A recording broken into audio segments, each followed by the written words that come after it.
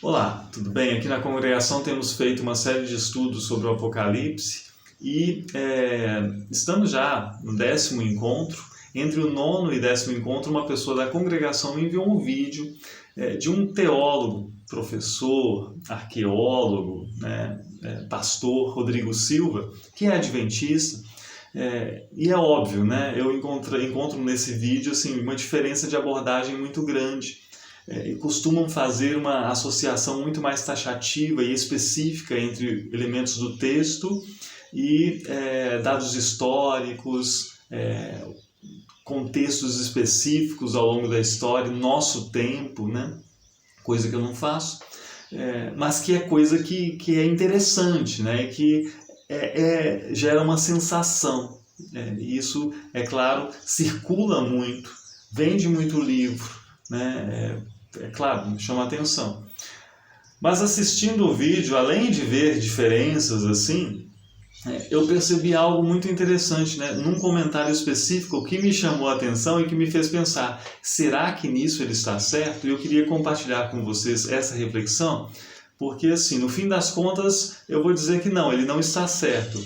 Mas a diferença de abordagem é muito interessante para ver como que outras diferenças podem surgir também, né?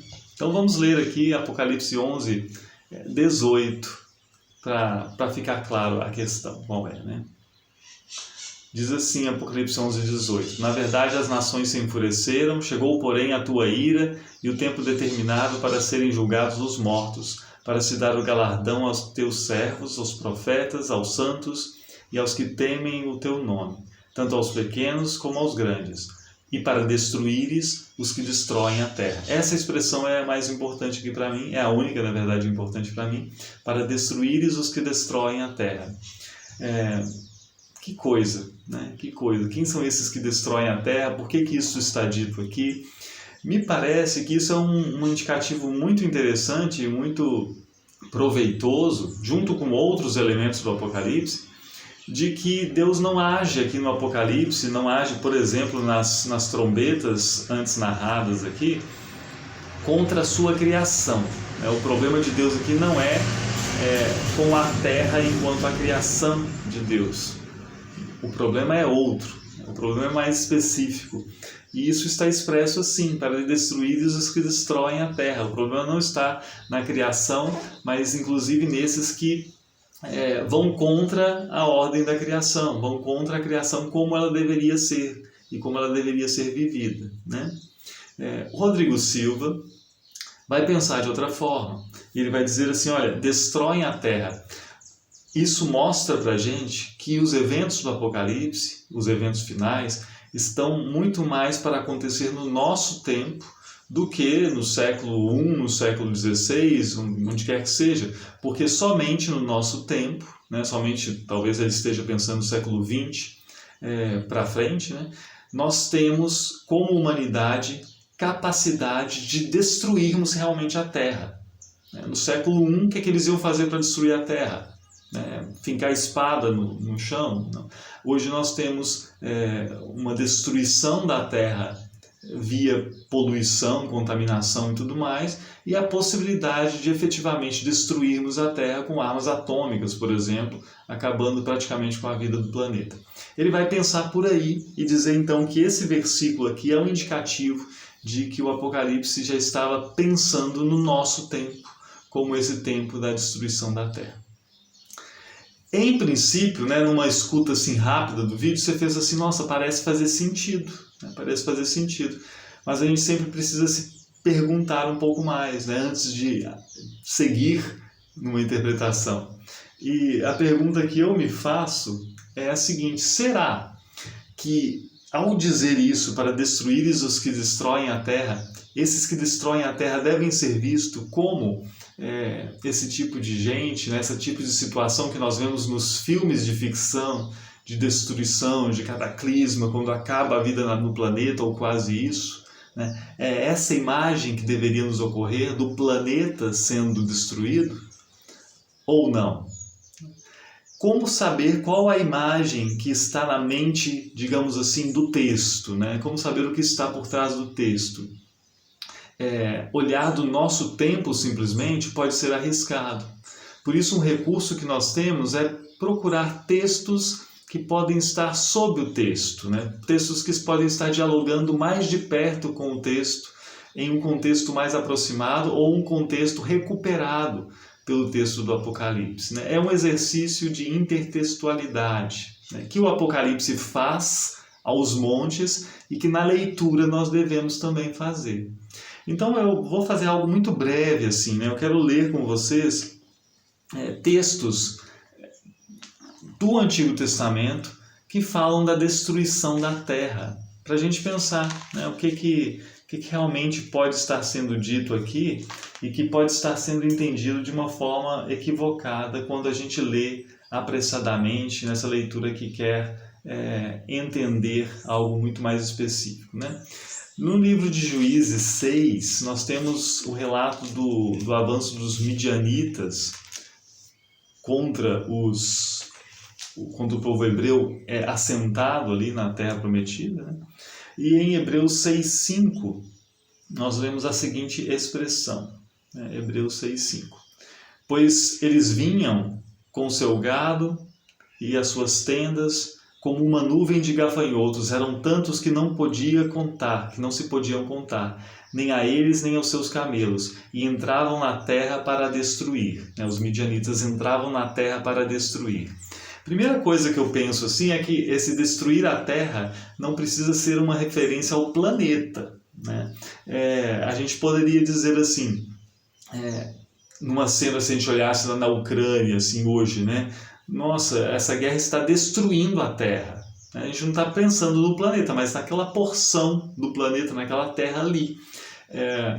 Inclusive, no texto hebraico, nós temos essa expressão, né, que os midianitas entravam para destruir a terra. Na tradução grega, acrescentou-se Israel, né, para destruírem a terra de Israel. Faz todo sentido. Mas vamos ver algo mais, né? Eu sei que isso pode pensar assim, mas o Apocalipse fala de algo que não é restrito a um espaço, né? Não, uma região, simplesmente. Não podemos, então, não seguir essa pista e continuar com a outra ideia. Vamos passear aqui, só mais dois textos que eu queria ler com vocês. O primeiro é de Daniel 7:23, que é um texto difícil, porque também tem essas características apocalípticas, né? Mas é a partir de uma visão que Daniel vai dizer o seguinte, né? Ou na verdade, vai escutar o seguinte: então ele disse: o quarto animal será um quarto reino na terra, que será diferente de todos os outros reinos. Ele devorará a terra toda, ou seja, devorará toda a terra, e a pisará com os pés, e a fará em pedaços. Temos um reino, então, que vai fazer isso com a terra. Mas aqui não acaba a terra, né? Isso é interessante. Tem esse quarto reino que vai devorar a terra, vai comer a terra, literalmente, né? Fará a terra em pedaços, pisando a terra. Que interessante que isso é dito, mas a terra, o planeta não é despedaçado com esse reino. Primeira coisa que você pensa lendo isso, será que nesse tipo de texto, né, aqui em Daniel inclusive, nós não temos uma expressão por meio da hipérbole? Né? Ele não vai realmente despedaçar o planeta, se entendemos a Terra aqui como planeta, né? Não é isso exatamente que está dizendo, porque senão não seria verdade, porque o decorrer do texto mostra que não há realmente uma destruição final da Terra aqui, né? Mas tem um texto que pode nos ajudar ainda mais, porque aqui ainda a gente poderia pensar assim, tá, mas vamos ver, né? Agora, Jeremias 51:25, eu acho que esclarece de vez a questão. Pelo menos acho. E você faça o seu julgamento. Em Jeremias nós lemos sobre a queda da Babilônia. E tem uma palavra de Deus contra a Babilônia, uma palavra muito forte. E diz assim, né, quando fala do castigo da Babilônia. Eu leio 24 e 25. Diante dos olhos de vocês, pagarei a Babilônia e a todos os moradores da Caldeia toda a maldade que fizeram em Sião, diz o Senhor. E aí, o que o Senhor diz? Eis que sou contra você, ó montanha destruidora. Literalmente, monte da destruição, né? Uma construção com construto absoluto, para quem entende de hebraico, que destrói toda a terra, diz o Senhor, né? Estenderei a mão contra você e farei com que role do alto das rochas e se transforme em monte queimado. Mas é monte da destruição, que destrói toda a terra. Percebe isso aqui? A Babilônia, a antiga Babilônia, ela destruiu toda a terra. Ela destruía o planeta? Ela tinha arsenal atômico para destruir o planeta? Não, nem por isso Deus deixa de dizer a ela que ela é montanha, monte de destruição que destrói toda a terra. Não é interessante isso? Então, isso já deixa muito, quase 100% claro para a gente que o Apocalipse, ao dizer que Deus vem destruir os que destroem a terra, não precisa estar falando de uma destruição com bomba atômica, de uma destruição do planeta, que a humanidade é capaz disso. Não tem nada a ver com isso, né? Séculos antes, Deus está se referindo à Babilônia, dizendo assim: isso que sou contra você, ó montanha destruidora que destrói toda a terra.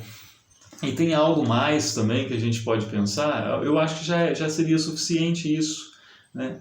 Mas a gente poderia ler também outro texto, lá de Juízes, o último, lá de Juízes. Juízes nós lemos já, né? Vamos ler aqui segundo livro de Reis, 23. Segundo livro de Reis 23. Por que é interessante o segundo livro de Reis para ler Jeremias, né? Um dos motivos é porque nós temos aqui o reinado de Josias, né? Em Jeremias 23. Uma descrição do que fez Josias, da reforma religiosa de Josias, e isso é algo no tempo ali de Jeremias, né? E há uma expressão aqui que eu queria ler, 23:13, que vai contando o que Josias fez, né?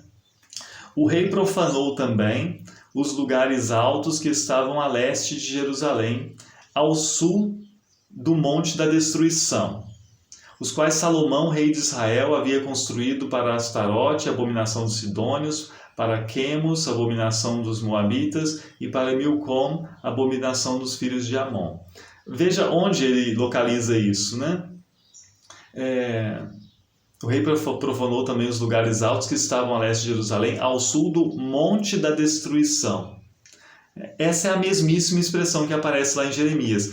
Eu não gosto disso, né, quando as traduções não mantêm a semelhança da expressão na tradução, porque um leitor que recorre somente à tradução não tem o direito de encontrar essa correspondência aqui, né? É Monte da Destruição em 2 Reis 23:13, e é Monte da Destruição que diz também em Jeremias 51:25. E aqui na Nova Almeida eles mudaram para Monte da Destruição para Montanha Destruidora, mas é a mesma expressão em hebraico. E o interessante aqui é que então você parece ter o texto de Jeremias nessa palavra de Deus, tomando uma expressão que aparece lá na história de Josias, fazendo sua reforma, né, e associado à idolatria, e o aplica à Babilônia. Então, Babilônia é chamada de Monte da Destruição, assim como esse lugar associado ali à idolatria, porque de certa forma a Babilônia faz isso, né? Babilônia seduz para a idolatria, seduz para desviar dos caminhos do Senhor. E isso é muito significativo para a leitura do Apocalipse, porque Babilônia vai aparecer no Apocalipse, né?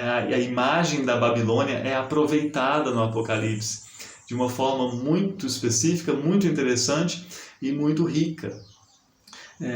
E eu acho que se você ler, então, o Apocalipse 11:18, com essa leitura que é, digamos, sensacional, né, porque ela nos enche de emoção, agora então estamos vivendo o tempo do fim, porque agora a humanidade é capaz de destruir a Terra, você perde a oportunidade de perceber outras coisas muito mais importantes, outras coisas que mostram um relacionamento entre aquele texto do Apocalipse e essa tradição anterior do Antigo Israel, essa tradição profética, essa tradição mais antiga. Isso eu acho que é uma pena, É uma pena. A leitura sensacionalista, ela é mais simples, ela é mais arriscada, só que ela vende mais e ela chama mais atenção. A leitura que faz esse trabalho de diálogo com os textos, ela é mais chata, no sentido de que ela dá mais trabalho, não é na imaginação que eu vou lendo o texto e olhando para o tempo e relacionando coisas, ela dá mais trabalho porque ela é um trabalho, veja que isso aqui foi demorado, né, uma coisa tão simples, mas ela nos dá elementos para uma leitura muito mais útil, eu acho, para a vida inclusive, né? Para recebermos o texto com tudo que ele tem, assim, para nos dar de motivos de reflexão, inclusive. E eu leio isso aqui e faço essa referência final à Babilônia, não só para mostrar que a Terra não, destruir a Terra não é isso, né? Não é destruição do planeta que a gente vê em filmes por aí, porque Babilônia já podia fazer, mas eu faço essa referência também à Babilônia, porque isso vai nos ajudar a entender, inclusive, o capítulo 17, que é o do próximo estudo que eu faço amanhã, né, terça-feira, às 8h15, a leitura sobre o capítulo 17 do Apocalipse. Ler o capítulo 17 do Apocalipse, tendo passado por essa reflexão aqui, é muito bom, né? É melhor do que lê-lo sem fazer isso. Então, em vez de passar por destruídos aqueles que destroem a terra, apontando para o nosso tempo, mais útil é apontar para algo que já estava ali no tempo do próprio João, né? O nosso querido João de Patmos, nosso querido João do Apocalipse. É isso, né, que eu queria conversar com vocês. Não sei se há quem se interesse realmente por isso, mas é o que eu penso, e é o que eu penso que mostra como essa leitura ela é útil e ela é proveitosa. Bênção de Deus e até a próxima.